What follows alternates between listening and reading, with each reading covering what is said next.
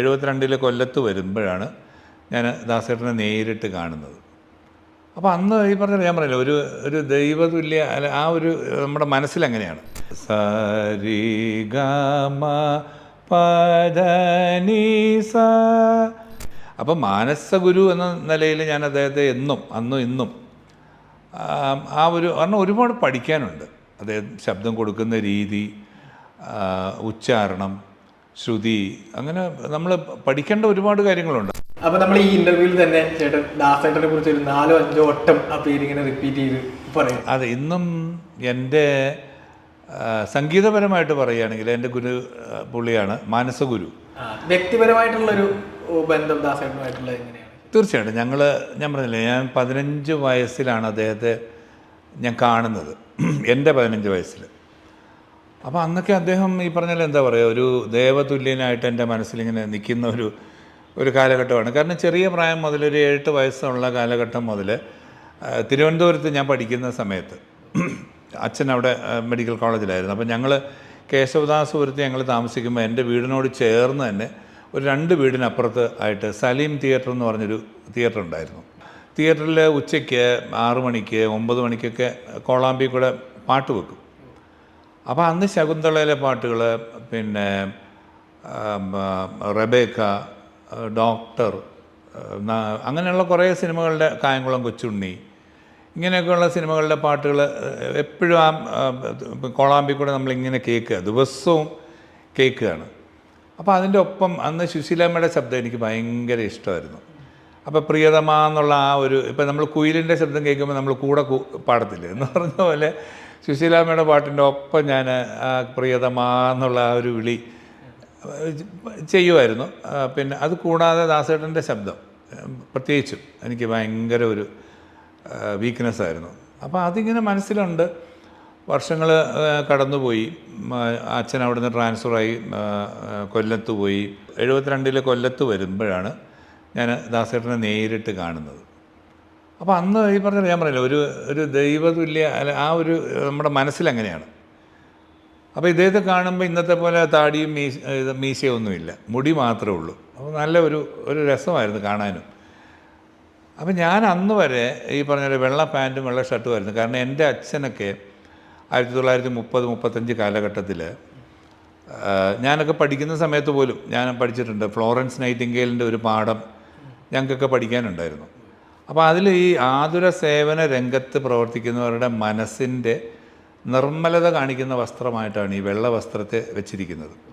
അപ്പോൾ ഈ Florence Nightingale ഒരു വെള്ള വസ്ത്രധാരിയായിട്ട്, വെള്ള വസ്ത്രധാരിയായിട്ട് വരുന്നതും കയ്യിലൊരു മെഴുകുതിരി കത്തിച്ച് പിടിച്ച് അവരുടെ ജീവചരിത്രത്തെപ്പറ്റി പറയുമ്പം പഠിച്ചിട്ടുണ്ട്. അപ്പോൾ എൻ്റെ ഫാദറൊക്കെ അങ്ങനെ ഫോളോ ചെയ്ത് വന്ന അന്നത്തെ ഡോക്ടേഴ്സാണ്. അപ്പോൾ ഞാൻ കണ്ടിരിക്കുന്നതും അച്ഛൻ്റെ കൂടെ തിരുവനന്തപുരം മെഡിക്കൽ കോളേജ് വർക്ക് ചെയ്തിട്ടുള്ള ഡോക്ടർമാർ, നഴ്സുമാർ, പാരാമെഡിക്കൽ സ്റ്റാഫ്, അറ്റൻഡർമാർ എല്ലാവരും വെള്ളയായിരുന്നു. ഒരു ഹോസ്പിറ്റലിലെ എല്ലാവരും. അന്നൊക്കെ ഇന്നത്തെ പോലെ അല്ല, നഴ്സുമാരൊക്കെ ഈ സ്കേർട്ടും സ്റ്റോക്കിങ്സും ഒക്കെ ഇട്ട് ഒരു മാലാഖ ലുക്കിലായിരുന്നു അവരൊക്കെ. അപ്പോൾ അച്ഛൻ ഇത് ഫോളോ ചെയ്ത് വന്നതുകൊണ്ട് എനിക്കും എൻ്റെ ജ്യേഷ്ഠനും എൻ്റെ അനിയനും, ഞങ്ങൾ ഒരു 2 വയസ്സ് വ്യത്യാസമൊക്കെ ഉള്ളൂ 3 പേരും തമ്മിൽ. അപ്പം ഞങ്ങൾക്കും അച്ഛനെടുക്കുന്ന കൂട്ടത്തിൽ ഞങ്ങൾക്കും കൂടെ വെള്ളയാണ്. കാരണം അന്ന് വെള്ള ഷർട്ടായിരുന്നു മിക്ക സ്കൂളുകളിലും, കാക്കി നിക്കറും അല്ലെങ്കിൽ നീല നിക്കറും എങ്ങനെയായിരുന്നു. അപ്പോൾ അതുകൊണ്ട് ഈ വെള്ള ഇങ്ങനെ ഞങ്ങളുടെ കൂടെ ഉണ്ടായിരുന്നു ചെറിയ പ്രായം മുതൽ. പിന്നെ ഞാൻ 9ാം ക്ലാസ്സിലൊക്കെ എത്തിയപ്പോഴത്തേക്ക് സ്കൂൾ സെക്രട്ടറിയൊക്കെ ആയി. അപ്പോൾ വെള്ള പാൻറ്റും വെള്ള ഷർട്ടുമായിരുന്നു അന്നത്തെ ഒരു യൂണിഫോം. അപ്പോൾ അങ്ങനെ അത് കണ്ടിന്യൂ ചെയ്യുമ്പോഴാണ് ദാസേട്ടനെ ഞാൻ കാണുന്നത്. അപ്പോൾ ഞാൻ നോക്കിയപ്പോൾ പുള്ളിയുടെ ചെരുപ്പും വാച്ചും കൂടെ വെള്ളയാണ്. അപ്പോൾ അന്ന് ആ പ്രായത്തിൽ വെള്ളയൊന്നും കിട്ടാനുള്ളൊരു മാർഗ്ഗം കേരളത്തിലില്ല. കാരണം എറണാകുളത്ത് പോലും അന്ന് വെള്ളച്ചെരുപ്പൊക്കെ കിട്ടുന്ന കാര്യം വളരെ തുച്ഛമാണ്, പരിതാപകരമാണ്. അപ്പോൾ അങ്ങനെ ഞാൻ ഈ പറഞ്ഞ പോലെ അത് മനസ്സിലുണ്ടായിരുന്നു. അത് കഴിഞ്ഞ് ഞാൻ ഈ അദ്ദേഹത്തിൻ്റെ ഉപദേശമൊക്കെ കേട്ട് കഴിഞ്ഞിട്ടാണ് ഈ സംഗീത രംഗത്തേക്ക് ഇറങ്ങുന്നത്. അതും ഡിഗ്രി കഴിഞ്ഞിട്ടാണ്. എന്നാലും ആ ഒരു ഉപദേശം എൻ്റെ മനസ്സിൽ ഉണ്ടായിരുന്നു. അന്നും ഇന്നും അദ്ദേഹത്തിൻ്റെ ഒരു ശബ്ദവും അദ്ദേഹത്തിൻ്റെ പെർഫോമൻസും അദ്ദേഹത്തിൻ്റെ ഉപദേശങ്ങളൊക്കെയാണ് എൻ്റെ മനസ്സിൽ കിടക്കുന്നത്. അപ്പോൾ മാനസഗുരു എന്ന നിലയിൽ ഞാൻ അദ്ദേഹത്തെ അന്നും ഇന്നും കാരണം ഒരുപാട് പഠിക്കാനുണ്ട്. അദ്ദേഹം ശബ്ദം കൊടുക്കുന്ന രീതി, ഉച്ചാരണം, ശ്രുതി, അങ്ങനെ നമ്മൾ പഠിക്കേണ്ട ഒരുപാട് കാര്യങ്ങളുണ്ട്. ഹാർമോണിയത്തിൽ സാധാരണ 3 സ്ഥായിയാണ്. അതായത് സരിഗമ പദനി, അടുത്ത സരിഗമ പദനി, അടുത്ത സരിഗമ പദനി. അപ്പോൾ അങ്ങനെ 3 ഒക്ടേവ് ആണ് ഒരു ഹാർമോണിയത്തിലുള്ളത്. അപ്പോൾ അതിൻ്റെ മധ്യസ്ഥായിൽ നമ്മൾ എടുക്കുകയാണെങ്കിൽ, ഇപ്പോൾ എനിക്കറിഞ്ഞൂടെ ശബ്ദം എത്രത്തോളം പോകുമെന്ന്. ഉദാഹരണത്തിന് ഇപ്പോൾ സരിഗമ പദനി സ എന്ന മധ്യസ്ഥായിൽ നമ്മൾ എടുക്കുകയാണെങ്കിൽ സരിഗമ പദനി, അത്രയും ഹയർ ഇതിലാണ് പോകുന്നത്. മഗരി സനി ദ മഗരി സനി ദ പ മ ഗ ഗ മ പ. അപ്പം ഗാ വരെ ഇപ്പം എനിക്ക് ഇറങ്ങുന്നുണ്ട്. അപ്പോൾ ഈ 3 സ്ഥായിലും ഇന്ന് ശബ്ദം കൊടുത്ത് പാടുന്ന ഗായകർ വളരെ അപൂർവമാണ്. ഒന്നുകിൽ ഹൈ പിച്ചായിരിക്കും, അല്ലെങ്കിൽ ലോ പിച്ചിലായിരിക്കും. മധ്യസ്ഥായിൽ അങ്ങനെ പാടുന്ന ആൾക്കാർ ചിലപ്പോൾ കുറവായിരിക്കും. അപ്പോൾ ഈ 3 സ്ഥായിലും നന്നായിട്ട് നമ്മൾ പ്രാക്ടീസ് ചെയ്യുകയാണെങ്കിൽ നമ്മുടെ ശബ്ദത്തിൻ്റെ വിന്യാസം അത് ഞാൻ കണ്ടിരിക്കുന്നത് ദാസേട്ടനിലാണ്.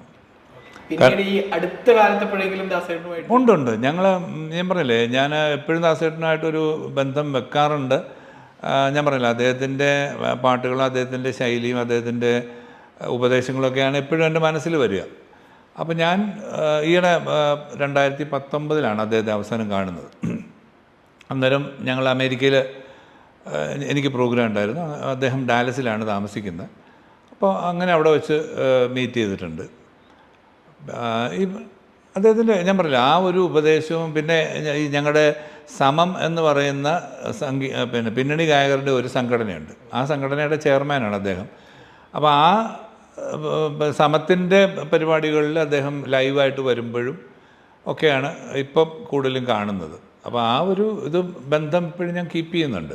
ആരോഗ്യവാനായിട്ട് ആരോഗ്യവാനായിട്ട് തന്നെ ഇരിക്കുന്നത്.